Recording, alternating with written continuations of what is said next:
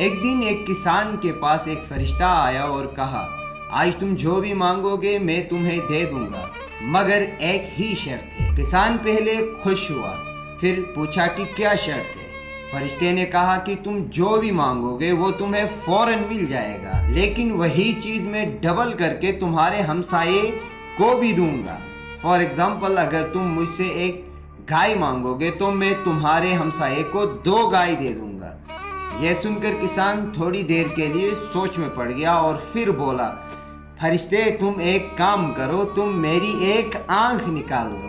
आज पाकिस्तान और इंडिया की कुछ ऐसी ही कहानी है। ये कंट्रीज एक दूसरे के इतने करीब रहते हुए कल्चर, लैंग्वेज, रिचुअल्स और हजारों साल की हिस्ट्री शेयर करते हुए भी कभी एक दूसरे के करीब नहीं आते।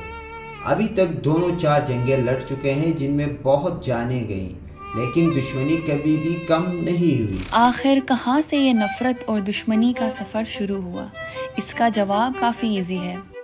दोस्तों, आपको तो पता होगा कि जब अंग्रेज सब कॉन्टिनेंट को छोड़ के जा रहे थे तो उन्होंने मजहब की बुनियाद पे सब कॉन्टिनेंट को 2 टुकड़ों में तकसीम करने का प्लान बनाया। 1946 तक ये फैसला हो गया था कि मुस्लिम मेजॉरिटी डिस्ट्रिक्ट्स को मिला के एक नया मुल्क बनाया जाए और बाकी सारे डिस्ट्रिक्ट्स को मिलाकर एक अलग मुल्क, यानी इनको 2 डिफरेंट नेशन स्टेट्स बनाने का फैसला हुआ।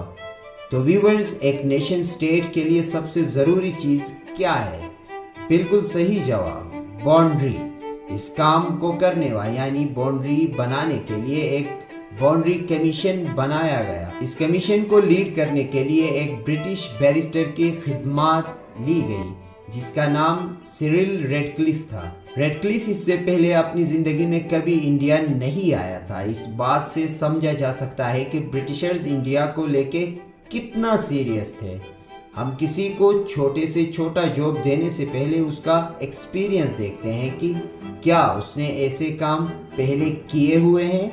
अगर किसी ने कभी जिंदगी में प्लम्बिंग नहीं की हो, ऐसे बंदे को आप कभी भी अपने घर के पाइप्स ठीक करने के लिए नहीं बुलाएंगे। लेकिन करोड़ों लोगों को आपस में डिवाइड करने का टास्क रेडक्लिफ को दिया गया, जिसका ऐसे किसी प्रोजेक्ट में कोई एक्सपीरियंस ही नहीं था। तो यानी ये ऐसा इंसान था जिसको ना ही इंडिया के कल्चर और हिस्ट्री के बारे में पता था, ना ही उसने पहले ऐसे कोई काम किया था। लेकिन बात यह है कि पार्टीशन प्लान ऐसी कोई खिचड़ी थी कि अगर बहुत कोई एक्सपीरियंस बंदा भी होता जिसने दर्जन कंट्रीज के बाउंड्रीज बनाए हुए होते, तो फिर भी कोई अच्छा रिजल्ट नहीं निकल सकता था। सबसे पहले बात करते हैं टाइम की कि बाउंड्री खींचने के लिए रेडक्लिफ को कितना टाइम दिया गया था। जब खुद रेडक्लिफ से पूछा गया कि वो कितने टाइम में बाउंड्री बना सकता है, तो अपने एक्सपीरियंस और एक्सपर्टीज़ को नज़र में रखते हुए उसने कहा कि कम से कम 3 साल लगेंगे। मगर लॉर्ड माउंटबेटन ने कहा कि 3 साल या 3 महीने नहीं, सिर्फ 6 हफ्तों में कर दो। इतना प्रेशर, तो हम क्या ही एक्सपेक्ट कर सकते हैं कि 6 हफ्तों में कैसा काम हुआ होगा। दूसरी बात यह कि बाउंड्री बनाने में उसको गाइड करने के लिए सिर्फ 2 मुस्लिम लीग और 2 कांग्रेस के रिप्रेजेंटेटिव्स को साथ ले गया। ये 4 लोग वुकला थे और इनकी भी जियोग्राफी, हिस्ट्री, कल्चर या पॉलिटिक्स की कोई बहुत ज्यादा स्टडी नहीं थी। ऐसा बना इनका बाउंड्री कमीशन।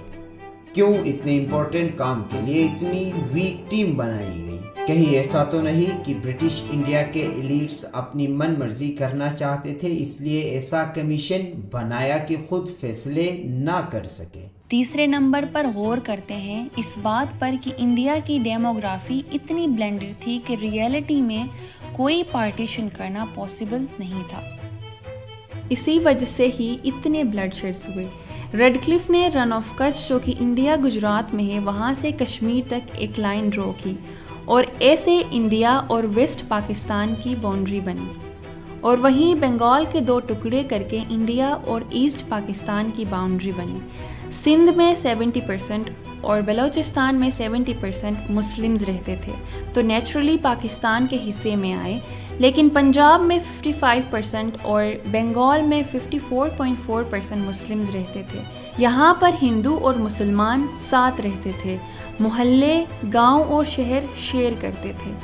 फिर भी रेडक्लिफ ने दोनों रीजन्स का बंटवारा किया जो कि सिर्फ रिलीजन के हद तक डिफरेंट था। जब नफरतें फैली और दंगे शुरू हुई तो नफरत भरे मुस्लिम्स हिंदू और सिख को अपने टारगेट्स एक दूसरे के करीब ही मिले। यही वजह है कि यहाँ के लोग ही इमिग्रेंट्स बने और सेक्टेरियन राइट्स का टारगेट बने। फाइनली हम देखते हैं कि खुद पार्टीशन प्लान कितना खराब प्लान बनाया गया था। पार्टीशन के दौरान और उसकी वजह से बाद में होने वाली वायलेंस की सबसे बड़ी रीजन यही प्लान था। कॉलोनियल पीरियड में इंडिया के दो हिस्से थे। एक को ब्रिटिश इंडिया कहा जाता था जिन पर ब्रिटिश राज का डायरेक्ट कंट्रोल था, जैसे पंजाब, सिंध, दिल्ली और यूनाइटेड प्रोविंसेस। बाकी सारा हिस्सा प्रिंसली स्टेट्स का था और प्रिंसली स्टेट्स 50 नहीं, 100 नहीं बल्कि 565 थे। रेडक्लिफ साहब ने तो लाइन खींच दी, मगर पार्टीशन प्लान के मुताबिक प्रिंसली स्टेट्स को ये चॉइस दिया गया कि वो इंडिया या पाकिस्तान में से किसी एक को ज्वाइन करे। अब इनमें से कुछ ऐसे प्रिंसली स्टेट्स भी थे जहाँ के राजा महाराजा का रिलीजन कुछ और था और वहाँ की मेजॉरिटी पॉपुलेशन का कुछ और।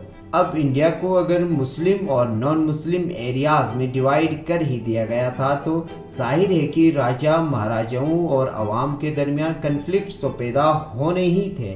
फॉर एग्जांपल, जूनागढ़ एक हिंदू मेजॉरिटी स्टेट था जिसका प्रिंस नवाब मोहम्मद मेहताब खान जी था।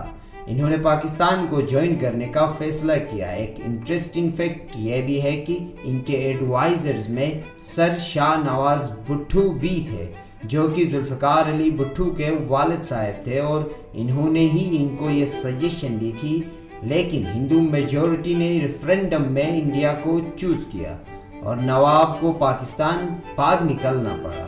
ऐसा ही कॉन्फ्लिक्ट फिर कश्मीर में भी हुआ और हम सब जानते हैं कि तब जो कॉन्फ्लिक्ट शुरू हुआ तो अभी तक चल रहा है। अगर आप बंटवारा रिलीजन के बेस पर कर ही रहे हैं तो प्रिंसली स्टेट्स को फिर चॉइस ही क्यों दी गई, और अगर चॉइस दी है तो फिर रेफरेंडम क्यों? ऐसे में दंगे और बगावत कैसे ना होते।